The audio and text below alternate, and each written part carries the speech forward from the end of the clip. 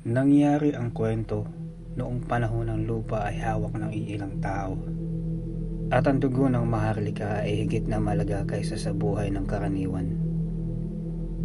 May isang angkan na hindi kailanman inuusig ng simbahan, ang Casa de Sangre.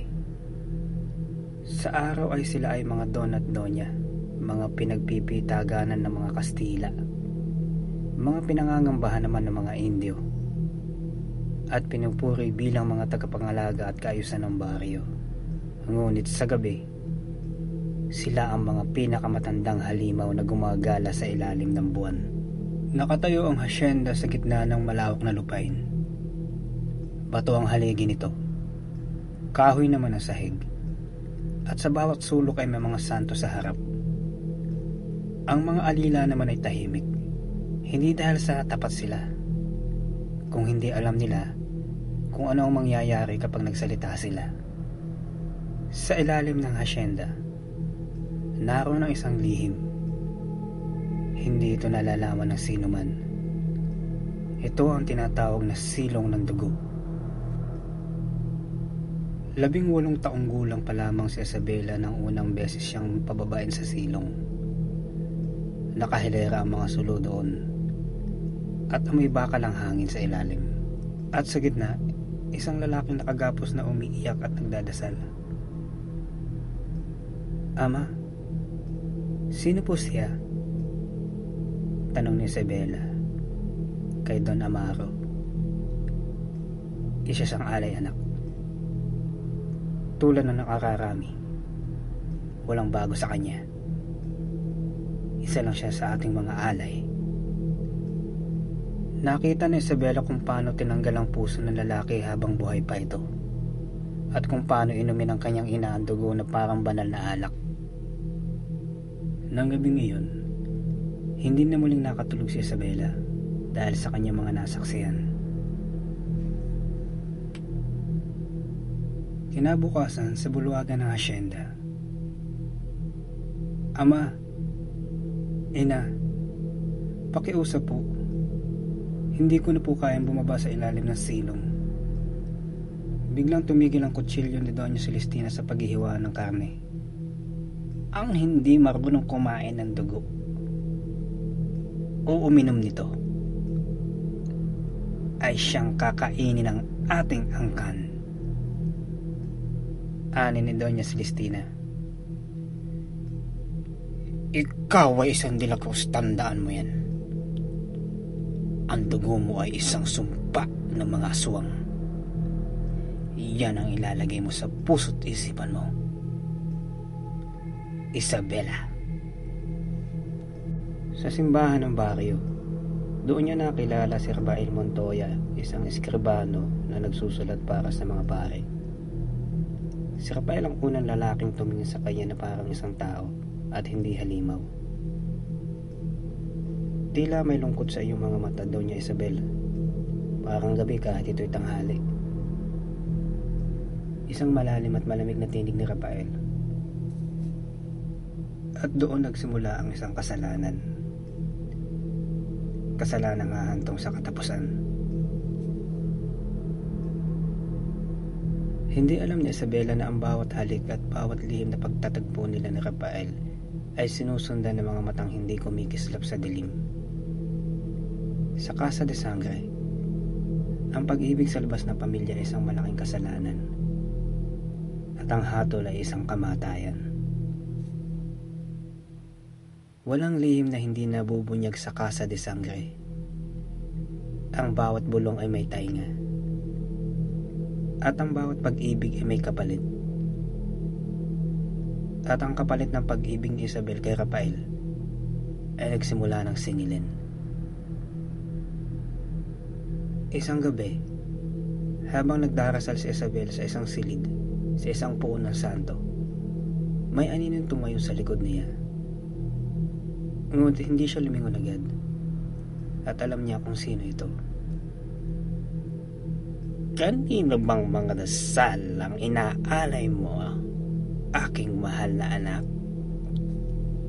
Balayad na boses na tanong ni Doña Celestina, ngunit ito ay matalim at may pagbabanta at pagdududa. Sa pagkakarinig ni Isabela sa tanong ng kanyang ina, nanginig ang kanyang mga daliri sa paghawak sa kanyang rosaryo. Sa Diyos, aking ina ako nananalangin.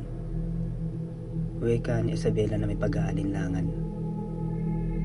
Napangiti ang ina, ngunit ito ay malamig at walang init. Huwag mo akong lokohin, Isabela. Rinig ko ang iyong dalangin ay may sinasambit na pangalan.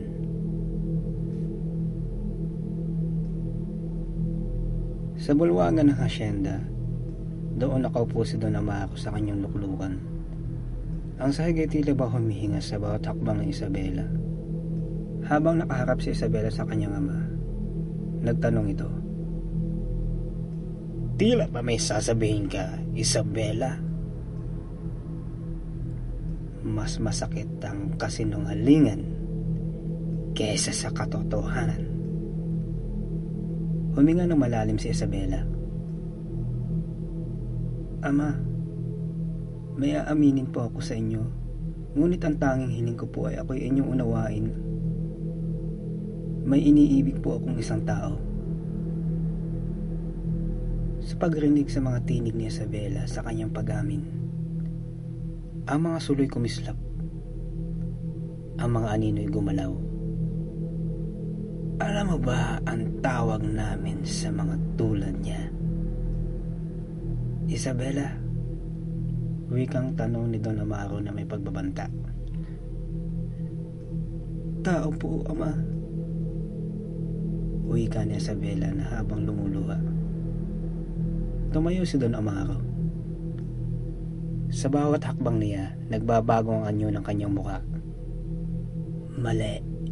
Ang madaling tawag sa kanya ay isang alay na humihinga.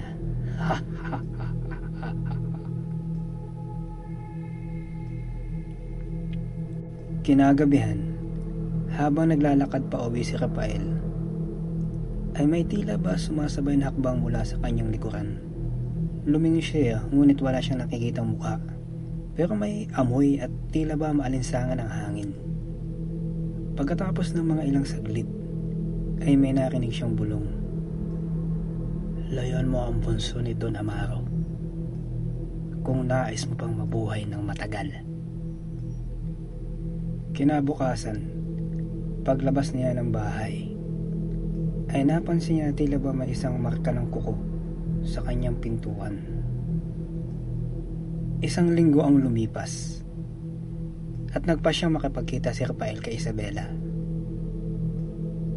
Isabela, alam mo ba na may mga sumusunod sa aking mga nilalang, pero hindi ko sila nakikita. Pagkabanggit ni Rafael ng mga salitang iyon, ay dagli ang namutla ang mukha ni Isabela. Pakiusap, Rafael. Umalis ka sa baryong ito. Pumunta ka ng Maynila, magpakalayo-layo ka. Rafael, mapapahama ka ng dahil sa akin. Pinapahanap ka ng aking mga magulang. Umalis ka na at huwag ka nang babalik. Kalimutan mo na ako. Malungkot at maluhaluhang payo ni Isabela kay Rafael. Ano? Iiwanan kita? Hindi pa pwede yun. Kung sakali man naalis ako dito sa baryo na to, isasama kita, Isabela. Pumatak ang mga luha ni Isabela dahil sa nakikita niyang pagpupursigi na pagmamahal ni Rafael sa kanya. Habang lumuluha si Isabela, ay nagwika ito kay Rafael.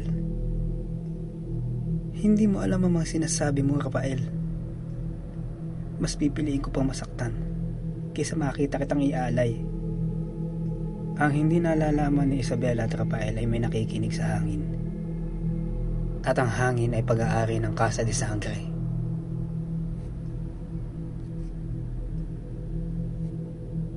Sa silong ng hasyenda, nagtipon ng angkan, at doon si Isabela ay tila ba ginagawa ng isang ritual.